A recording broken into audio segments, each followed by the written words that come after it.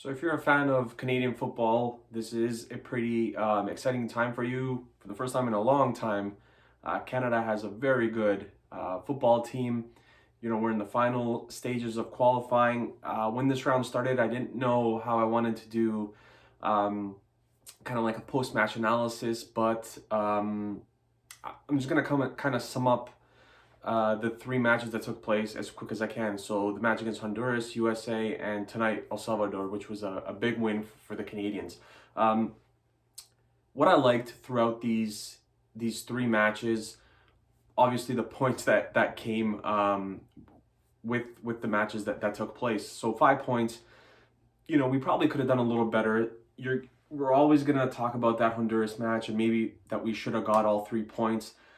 First match of qualifying, your home point, you have to take as many home points as you can. Like you literally have to get 80 to 95% of your points at home, and then kind of whatever you can salvage on the road you kind of take. So the point against USA was a big one for Canada because USA has been an issue for Canada obviously throughout the years. And I don't think we're still on USA's level, but getting that point away was huge. Kyle Larin scored the first two goals, one against Honduras and the USA, both from penalty kicks. So that's always the good takeaway. Alfonso Davies, I thought, played really good in the two matches that he featured in. He was specifically against Honduras. They just couldn't match his speed, and he kind of did whatever he wanted on the pitch. What I didn't really like is I think our center back pairings are not that great. So whether it's Camille Miller or I think Victoria is a decent center back. And I forget the name of the center back who gave away the goal against USA right now. His name is escaping me, but defending like that against a team like the USA that has great quality, you can't make mistakes like that because they will punish every single chance that they get. Although I will say that the US wasn't at their best against Canada.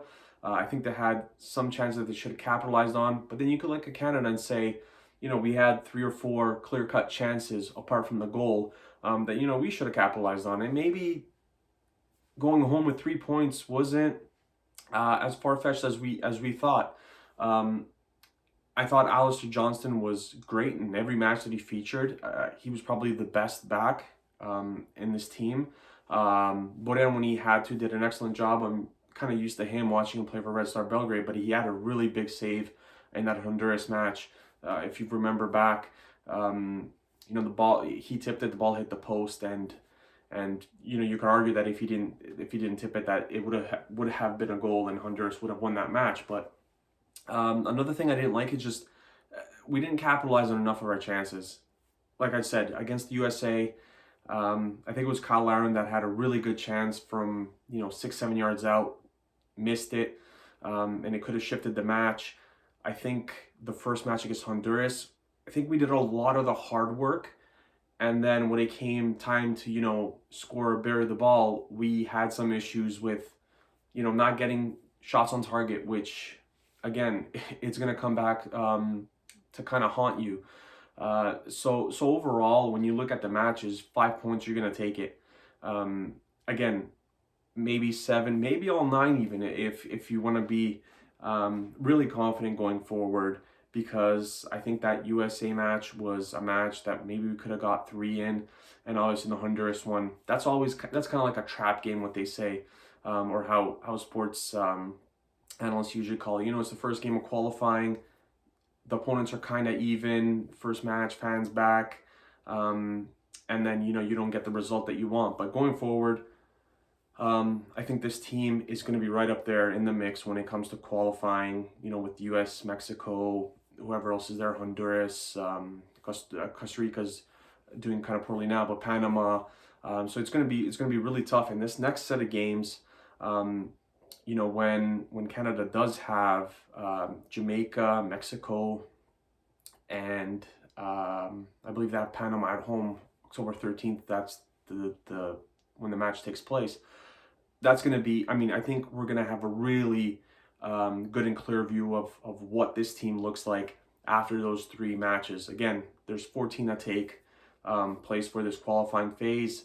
The first 3 qualify, and the 4th place goes into a playoff. So we'll see what happens going forward. You have to be happy with the progress that you're seeing after, stumbling and not even making the last round of qualifying for since '98, very long time. So you have to be happy where the team is going, and we have a lot of great players to look forward to. Buchanan was outstanding tonight against El Salvador. Jonathan David scored, kind of got back on track after not looking that great in the first match against Honduras. So yeah, there's a lot to look forward to for Canada Soccer going forward.